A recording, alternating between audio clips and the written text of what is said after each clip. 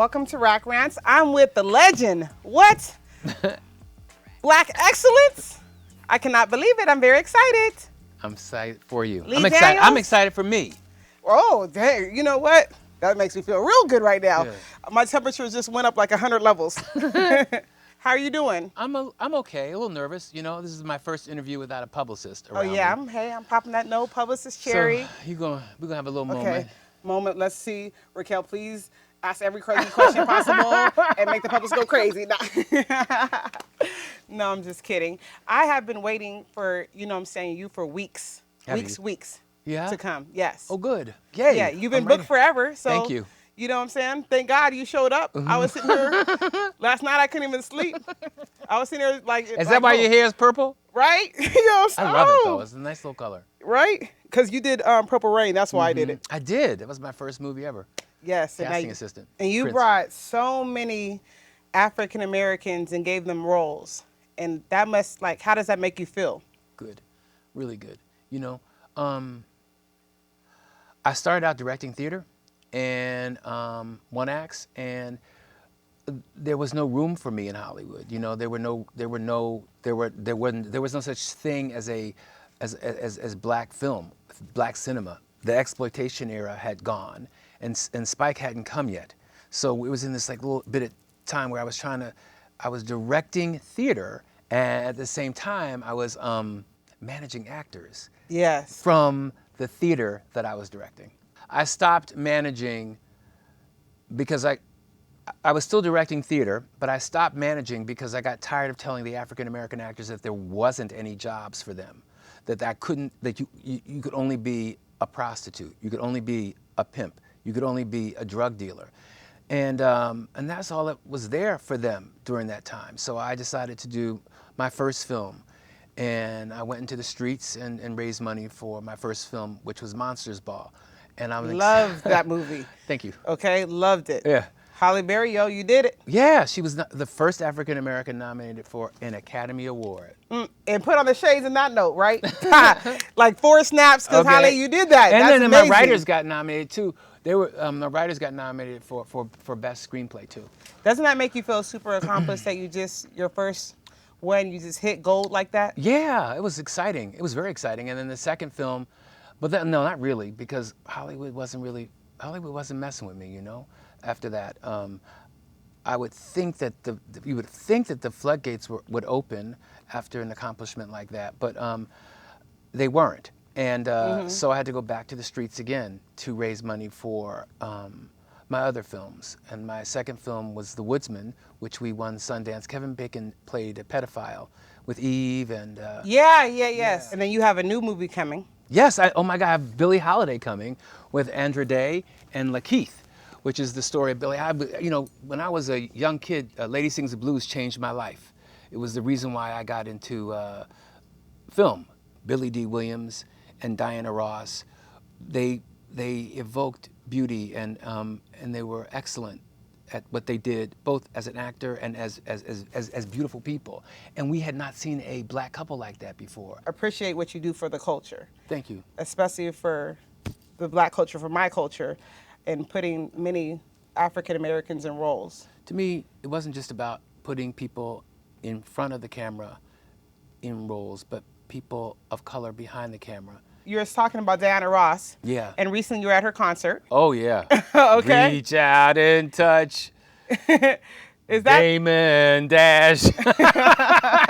Whoa.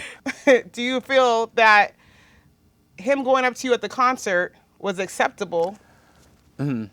And how did that make you feel? Well, I was uncomfortable. It was a very uncomfortable thing. And here's the thing. It made me think. He was hurt. Mm-hmm. And it made me think because when nobody in Hollywood was giving me money after my Academy Award, unprecedented with Halle Berry, nobody was giving me money. Damon's crazy ass was crazy enough to give me money for The Woodsman and for Shadowboxer.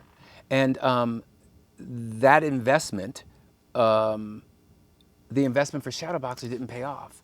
But it was an investment, right? It was an investment, but not a loan.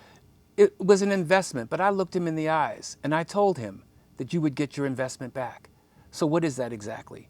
So it took me and so once you get lawyers in your head, you get lawyers talking in your head, and you start thinking that it's an investment. But on the streets, it was my word. So I had been through, through drugs, through alcohol, and through the intoxication of fame, success. Yes. Believing that was an investment, because it was an investment. It was legal. It was he signed the papers. It was an investment. That's what it was. So therefore, It was an investment. taking an But you know one investment- thing? He was a black man that gave me money when nobody in Hollywood gave me money. And for that, he deserves his money. And for that, he deserved to be angry. Now, did he deserve, was it the right place to reach out and touch somebody's hand? I don't know. What was Diana Ross playing in the background? She was reaching out and touching somebody's hand, And so I wasn't afraid. I felt bad. I felt bad. It was a wake-up call for me. It was a wake-up call for me to take a look at myself to say, what defines investment? This black man gave me money when nobody, not Disney, not Sony, not TriStar, not Paramount, not Warner Brothers, for a film. He did it.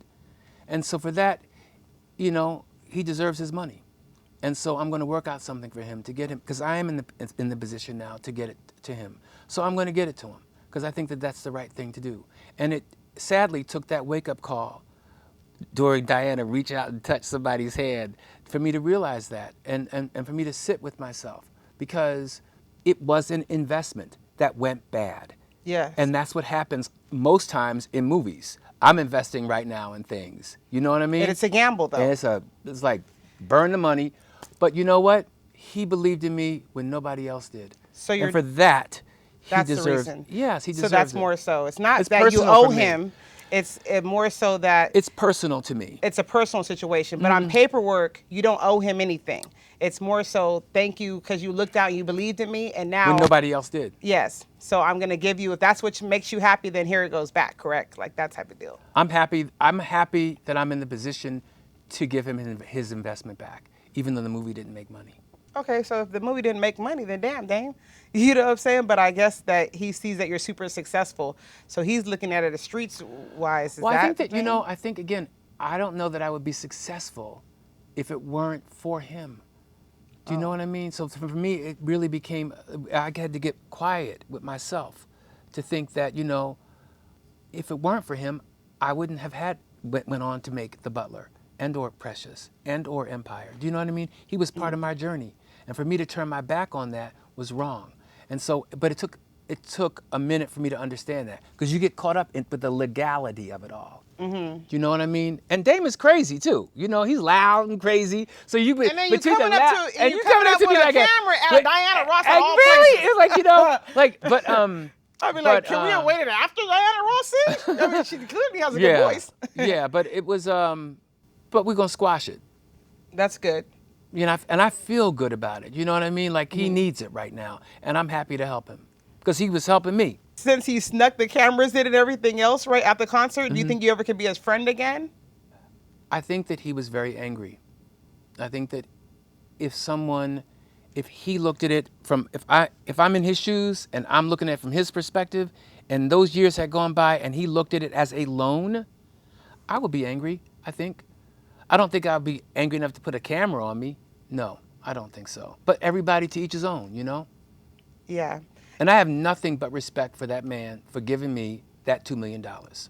But when you say that, as far as, because that came after Monsters Ball, do you feel like, now you've done a bunch of films, of course you have your own company and things like Yes. that. But do you feel that, like, for other people coming in as African Americans, they'll still struggle right now today?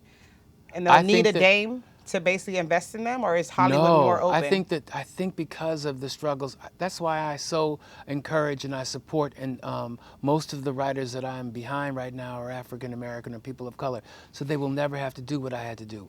I kicked that door open because Hollywood wasn't going to let that door open, wasn't opening that door for me. I kicked that door open. Yeah. And we snatched those awards because that's what had to be done. I did it my way. And I don't regret doing it any other way because it would not have been done.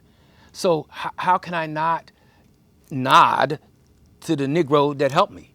You know what I mean? That's disrespectful. And it took that moment for me to realize that. And as far as the success, though, for many people, like for Monique, for instance, right? And now you gave her an award. You gave her a major role. I think you cracked her whole career to being super successful. Yes. And now she's being very disrespectful. And I think that I think people are confusing the Damon Dash with the Monique. Damon Dash is completely different from Monique. Monique, I fought hard for her to get that job. I wanted her to get that job. And she was paid her money. She's paid the money for the budget that we had. And for her to badmouth myself and Tyler and Oprah is disrespectful, and it's wrong. She's wrong. She's out of pocket. She's really wrong. And I respect her actor because she gave me her soul, but I gave her my soul. And for that, she was given the Golden Globe and the Academy Award. Black Girl Magic at the time. Yeah, which you gave and it breaks my heart that she feels that that we blackballed her. No one blackballed her.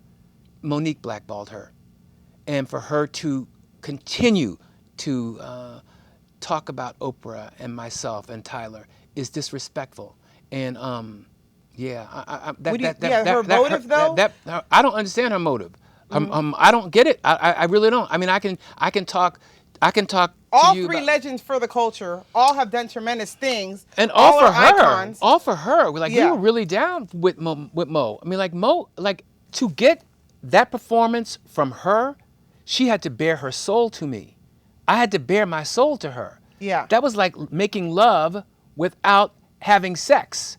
I understand. You understand? There's levels to that. Exactly. And for her to think that that I could do anything, but I don't know. It ain't even worth a conversation.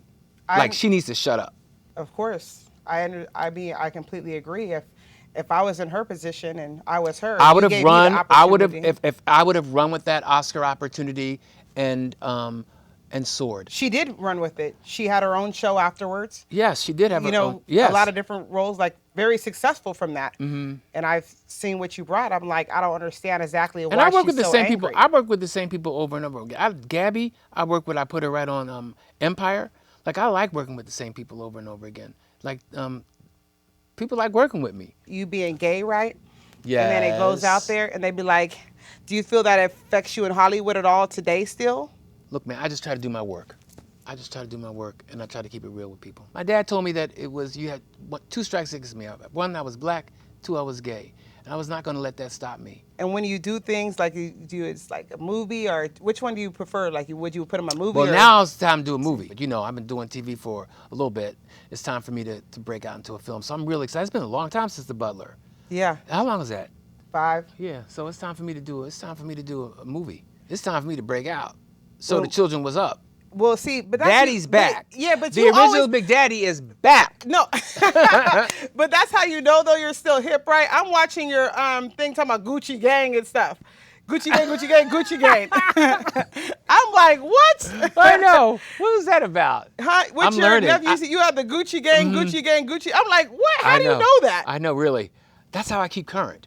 Through my nephews, through my nieces, through my kids. Also, you are deep as far as the AIDS epidemic. Yeah. So how do you feel about that? Because you're doing a whole movie and things. Wow, the AIDS epidemic it took us by storm in the 80s, And there were many. All of my friends died. All of them. And I think that's probably why I can come up with so many good stories. Because you could only laugh at that point when everyone is dying in front of your eyes, And there was... And the parents weren't taking them in, so we were bringing in our own friends and stuff. So it was a very hard time, and I think I want to do a movie about it. I don't think there's been a movie really dedicated to what it was like to live that and survive it. And that I'm HIV negative is a miracle from God. I knew that I was here to do something, and that Why, you had a lot of honeys back then? A lot of honeys? When is this interview over? 'Cause now you get personal. I just had to hit you with something. No, I'm just kidding. I really appreciate you talking to me. Thank you. Like, honestly, I'm really, really blessed. It's greatness in front of me. Like, this is dope to me. Thank you. And I thank you, honestly, for the culture, because you're not a culture vulture, 1,000%. What's a culture vulture? A culture vulture is someone basically, like, using the culture and stealing, like, the culture, like, not really for the culture. Oh. I think, right? Yeah, that's what it is. Culture vulture? Question mark. Ding, ding, ding, it's not him. But no, really, honestly, though, this, you don't understand. This really, really means a lot. Thank you. And this is amazing. Thank you very much. Like, this is, like, greatness, you know what I'm saying? You're up there. I appreciate And you. I thank you, you know what I'm saying, for every single thing. Thank you. And you real as they come. Thank you. Raq Rants. Guys, thanks for watching Raq Rants. Watch the episodes of Raq Rants. I got the super juicy tea that I'll give you all the exclusives. It's going to be super hot. If you subscribe right now, this instant.